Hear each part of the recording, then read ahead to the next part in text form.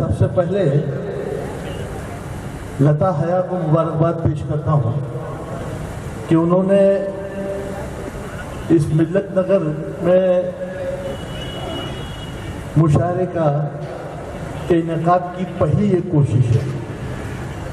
اور جس ڈھنگ کی یہاں پبلک ہونی چاہیے، جبکہ ملت نگر 100% نہیں 200% بلکہ 300% پوری مسلم آبادی ہے، تو اس مسلم آبادی کے حساب سے یہاں اتنی تعداد میں لوگ بھی حاضر ہونا چاہیے،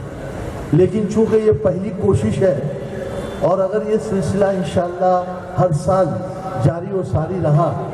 تو ملت نگر کے لوگوں میں بھی مشاعرے اردو مشاعرے کا وہ ذوق و شوق پیدا ہو جائے گا۔ میں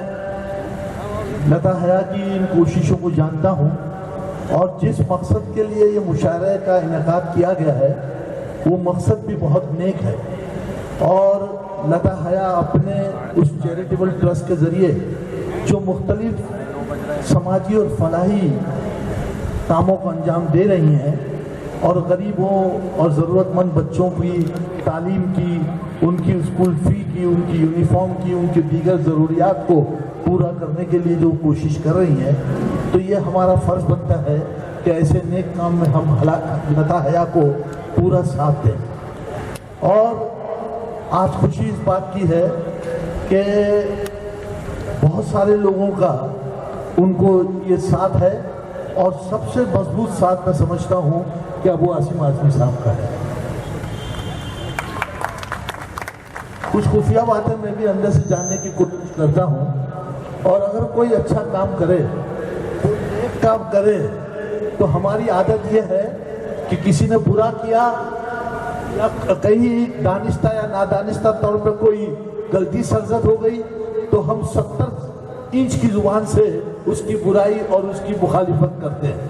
لیکن جس نے اگر اچھا کام کیا، اچھے کام کی سراہنا کی، یا کسی طرح بھی اس کو دامے در میں سکھ نے اس کو حوصلہ دیا، تو یہ بھی ہمارا فرض پڑتا ہے کہ ہم ان کی حوصلہ افزائی کریں، ان کے ناموں کا ذکر اس اسٹیج سے کریں، تاکہ وہ لوگ جن کو اللہ رب العزت نے یہ طاقت دی ہے، یہ استطاعت دی ہے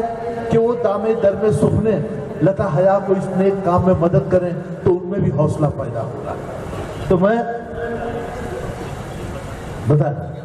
تو وہ تفصیل میں نہیں بتانے والا ہوں، لیکن میں نے اشارتاً بتا دیا کہ آپ کو کیا کرنا ہے، اور میں یہ چاہوں گا کہ یہ کا سلسلہ یہ جیسے ہمارے یہاں ناگپاڑا کے جنکشن پر 31 نائٹ کو یہ مشاعرہ طے ہو چکا ہے، اور گزشتہ 7-8 سالوں سے وہ آل انڈیا مشاعرہ ہمارے مشیر انصاری ہر سال وہاں کیا کرتے ہیں، تو یہ 1 نومبر